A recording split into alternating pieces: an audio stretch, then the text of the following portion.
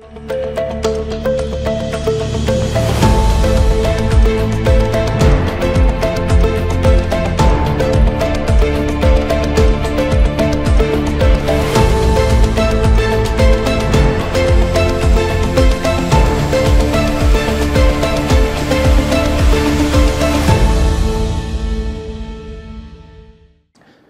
everyone, I'm Stephen Brown and I'm the head of the Institutional Sales Department at VPS Securities, Vietnam's #1 ranked securities company as ranked by total market share since April 2021.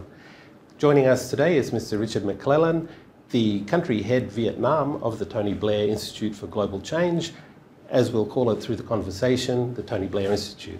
Thank you very much, Steve. It's a pleasure to be here today. In terms of quick background, you've given some highlights already, but I would add to that simply that my focus through my career has been a combination of strategy and policy. I have an MBA, then I went on, as you said, spent many years with McKinsey, also spent several years as an independent consultant working both in the private sector and in the public sector, and have now been with Tony Blair for about 5 years as well. And in that time, it's the one common thread that winds through all of this is really this intersection of the private sector and the public sector. It's something I'm very passionate and interested about. I've been in Vietnam now for about 7 years here. And have really enjoyed the dynamism of the market and the excitement, the enthusiasm, the progress. So this is a pretty exciting place to be, and pretty excited to have opened the Tony Blair Institute office here just about a year ago, a little over a year ago now. Sure, which is perfectly timed for things such as the UK Vietnam Free Trade Agreement, which is now in full flight, which is a follow-on in many ways leveraging the EU-Vietnam FTA as well, isn't it? So one of the things as the economy grows rapidly in Vietnam is to get the support of institutes like yourself, which have a footprint worldwide, and help increase the uptake and utilization of FTAs worldwide for Vietnam's made in Vietnam export potential.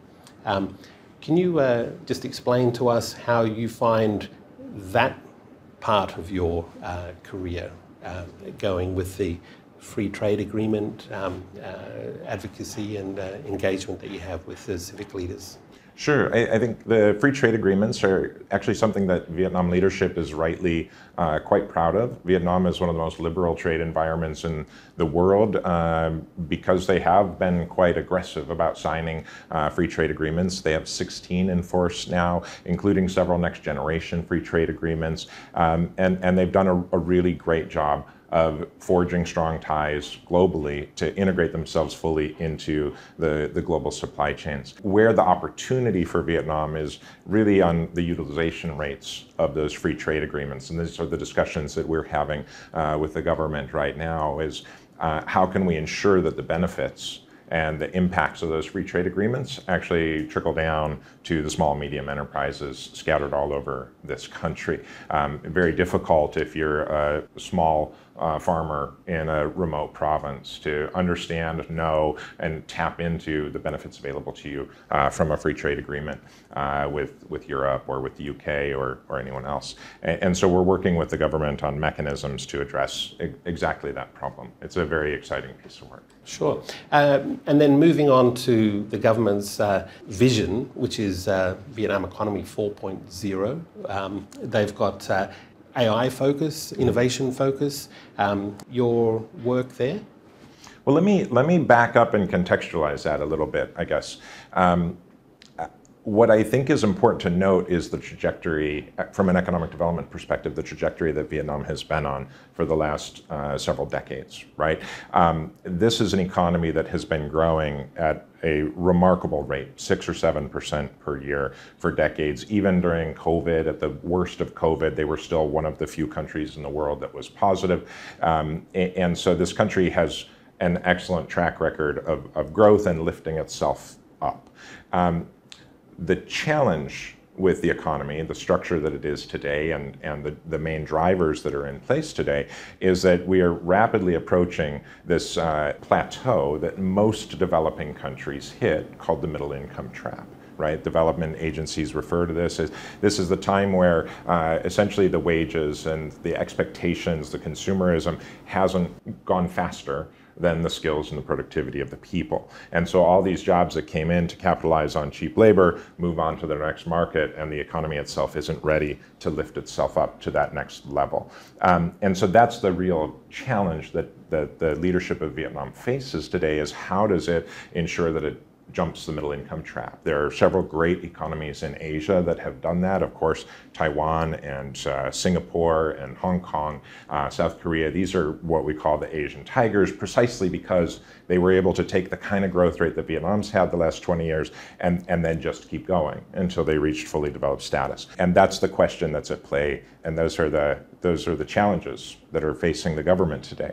And so that's where we come in. The vast majority of the work that we're doing with the Vietnamese government today is economic in nature. And I would say all of that work is actually focused exactly on this critical question. What are the levers? What are the policies? What are the activities that the government can put forward that will help the economy to complexify sufficiently before it hits that middle income trap? Sure. So to follow on from that, Ho Chi Minh City is keen to see itself as a international financial centre. The government is keen to see more broadly Vietnam seen, as you mentioned before, the new Asian tiger and a regional financial centre and economic hub. So what are some of the key initiatives that the TBI, Tony Blair Institute's enabling and engaging with the government in this area?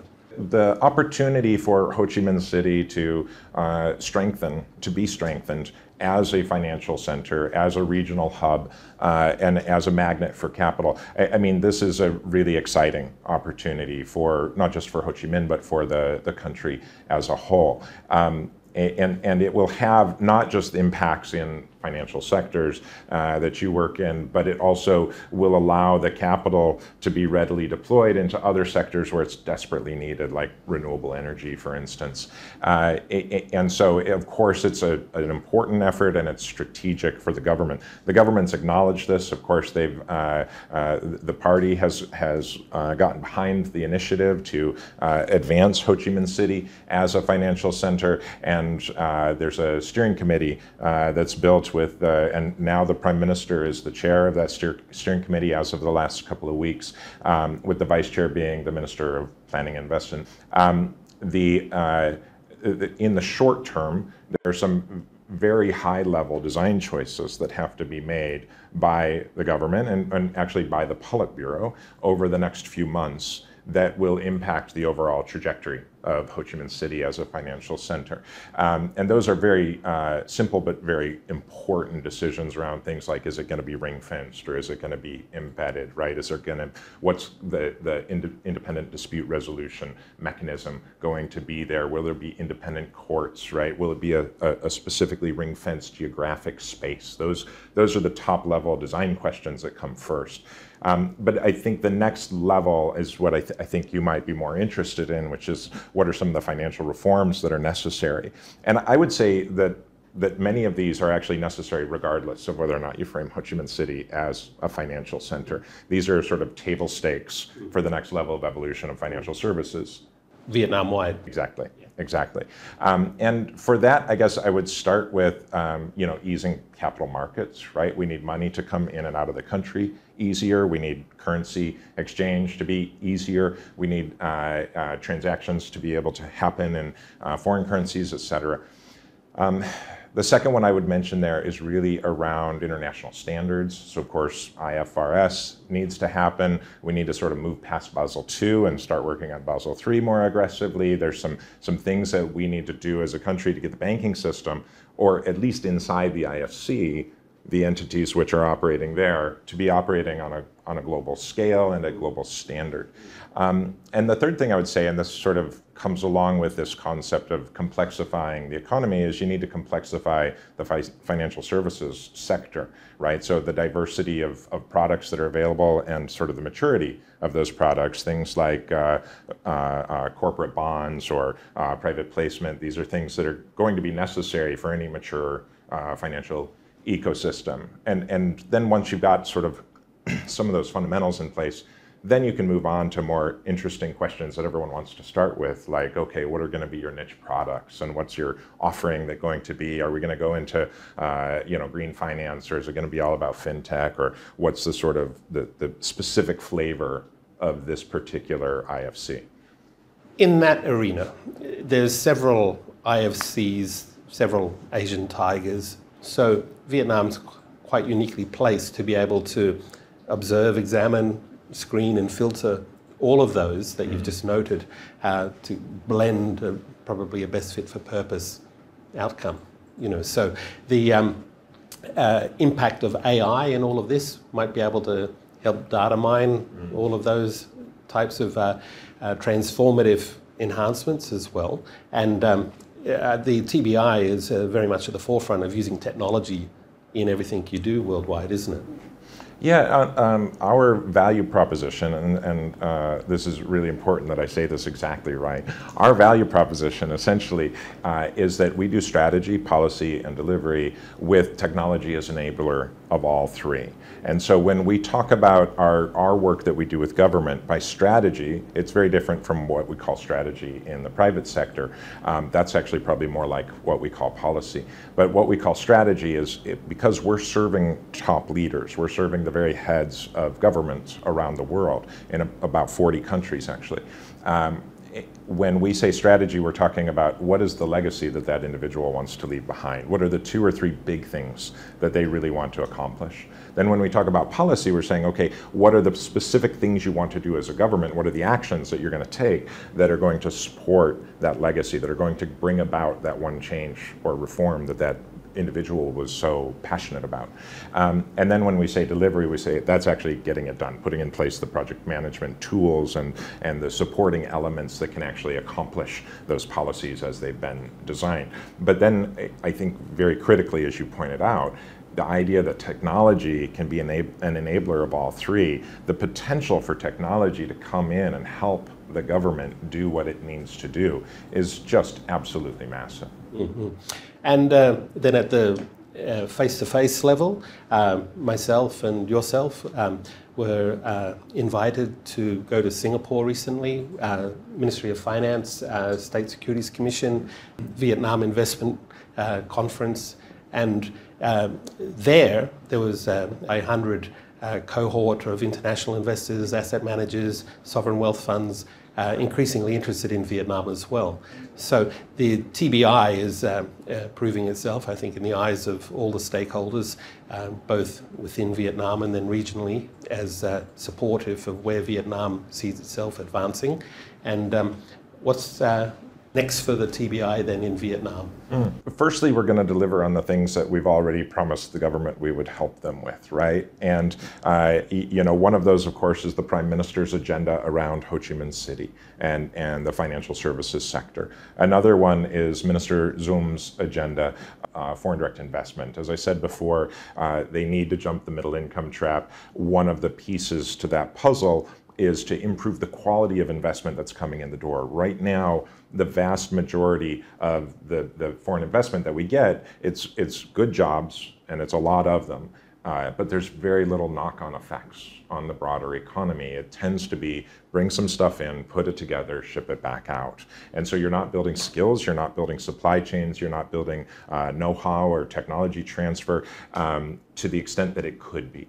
And so moving further up the value chain, moving in the direction of capturing more of the research and development, moving more in the direction of supporting global corporations in their broader agenda and not just taking one little tiny slice of the supply chain, that's a pretty big piece of the work. And we're supporting, particularly on semiconductors and AI right now, but we're having the discussion with them about how to really advance their foreign investment attraction capabilities to be far more sophisticated about what they mean by foreign investment quality, right? Because it's not just about jobs. There's a whole broad category that are economic impacts, but then there's also social impacts and there's also environmental impacts. And you need to really have a well-rounded view of an organization to be able to say this is good for Vietnam or this is not good for Vietnam. So that's sort of the second big piece we're working on. I also alluded to the foreign trade agreement work that we're doing. I think that's a pretty important piece, continuing to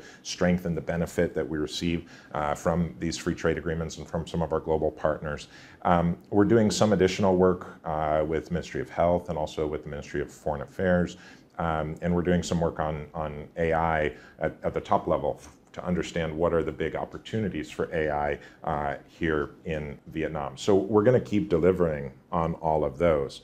And so when you say what's next, I think it's worth mentioning that at TBI we have quite a privilege in that we have a great deal of agility compared either to sort of the development agencies that might do some of the kinds of work that we do, or compared to even the private sector consulting firms that might do some of the kinds of work that we do. We have the ability to pivot instantly. When a crisis happens, when something changes, when a government leader suddenly says, well, this is no longer the priority, this is, we will follow them in that direction. So I don't really know what's next. We're going to keep putting ourselves in a spot where we can support the government in advancing its agenda to help the people and to keep moving toward some of the big commitments they've made economically, environmentally for the next 20 years. And I think as we find ourselves in that trusted position, there will be plenty of really interesting opportunities that will come our way. Sure. And recently, being on the chair of the AmCham Climate Action Committee, we've seen recently an agreement, Singapore, the government developed the first offshore wind energy power plant, and then also its advance for solar power in Vietnam is a top 10 in the world now for output of electricity through solar power. Of course, there's tons of renewable potential in Vietnam. Both wind and solar have great potential. It's a wonderful long coastline with lots of sun and lots of wind. So I think if you ask me about 10 years from now, are we going to be in a position where we can be, then that's great. But yes. So things such as the FTAs will help that among the indigenous business community, because they will be seeking green financing loans to do exactly like what you've mentioned, reduce their emissions, be more ESG and CSR aware, and then it'll also help stimulate the government to fast track the transition of renewable power, in your opinion. That's right. And I'm not pessimistic on this. I think it's easy to look at the current situation and say, oh, it's just everything takes so long in Vietnam. But the government's quite agile when it needs to be. And so once it gets its back up against a wall on something like this, it can fast track, and it has many times in the past suddenly pivoted, suddenly rewritten laws, suddenly introduced new policies that have allowed things to move again. And so I wouldn't be surprised to see that happen at all. I know, in particular, Vice Minister Long is a new force at MOIT and has brought a great deal of personal energy and enthusiasm to the challenges that are at hand. And so I'm quite optimistic that they'll sort it out. Lastly, companies leading this drive to environmentally friendly transport and so on, like VinFast with their EV batteries, with their EV cars and bikes and buses. Those style of companies have also been in recent discussions with stakeholders as far afield as Indonesia and India to help alleviate this on a global scale. So I'm sure the TBI, you've got presence in both of those countries as well, so you're probably quite optimistic for Vietnam's export potential in the environmentally friendly and AI arena.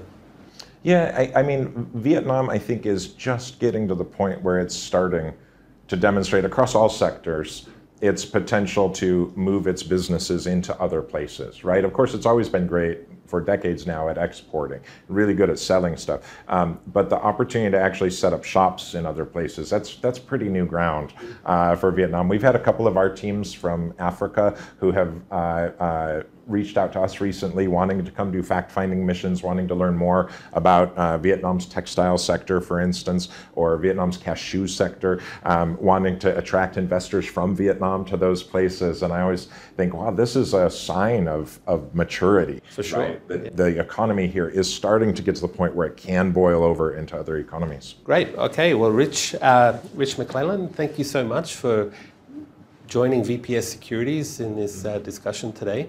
And the TBI was formed in 2016, so over 8 years old, and in over 40 countries, you were saying? Well, I'll actually back it up a little bit before that. So when Tony left office, he started building the Africa Governance Initiative, which is actually sort of the bedrock of TBI. He had 3 or 4 different entities that he was leading for many years there. And then it was in 2016 that he combined them all. And so really the TBI legacy stretches all the way back into 15, 16 years since Tony left office.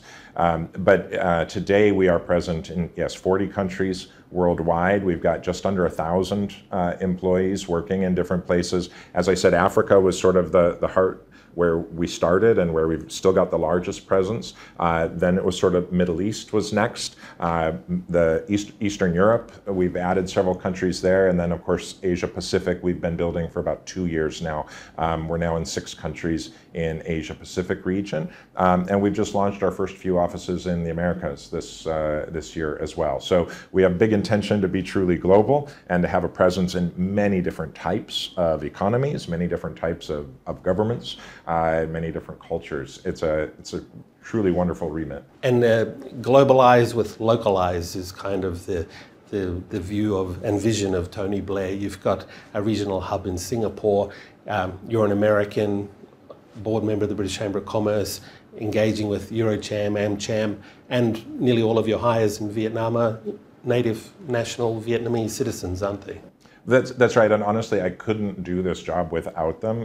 When I first started building the office just over a year ago, I was given several resources from other offices to help me get it started. But the very first day that we had our first local hire, it was a step change in terms of our access, our knowledge of the political system, our network.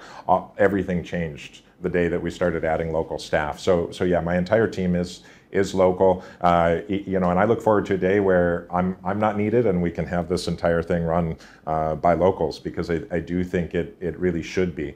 That said, we're very much an international organization and we swap people from office to office all the time. It's not 100% about how deep are you in this particular system. It's actually broader than that. You need to have political awareness, you need to have agility, you need to have the ability to flex in different types of systems. So I'm a big fan of secondments, sending my people to other countries so they can work there, borrowing from other countries, because then you get the lessons learned and you get that cross-pollination and sort of the upskilling that you can't get if you're just one little insular team. And Tony Blair was here recently in Hanoi, wasn't he, meeting with the Vietnamese civic leaders? Yes, he comes pretty regularly. We've had him here, I think, 3 times now in the last year and a half.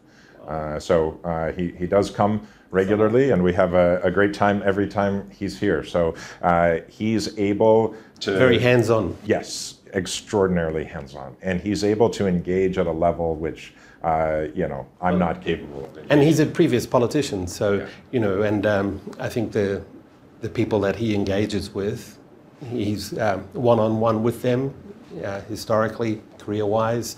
Like yourself, you've had previous experience with even Goodyear as a strategy advisor with conglomerates, so I think it's a good mix with your role here, and it's great to see, I've known you for quite some time, and the way that the engagements that you're doing with the people that matter to help made in Vietnam get exported, rather than just make it in Vietnam for an FDI, is far, far greater, particularly with the FDIs that are rolling out around the world, for Vietnamese businesses to have the opportunity to know how to best export their goods and services. So that's definitely one of the things that I can see that you're adding value for. Well, thank you very much. I think for us, it's a really interesting skill set that we sort of need to hire for and that we build in our teams where, you know, on the ground, we need to generally have,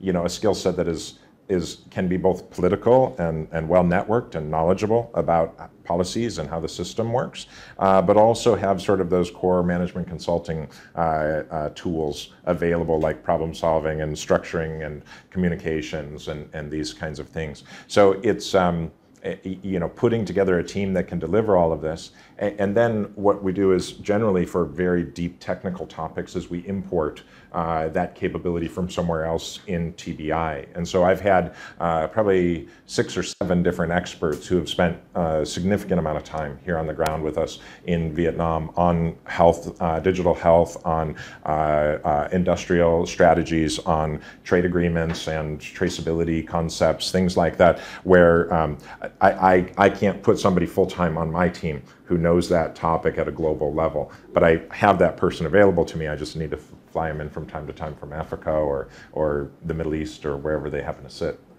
Well, phone we do a lot of calls. We do a lot of calls. Phone Tony. Well, exactly. Yeah, very good. Okay, Rich, thank you so much.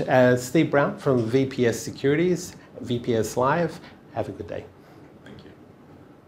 Thanks.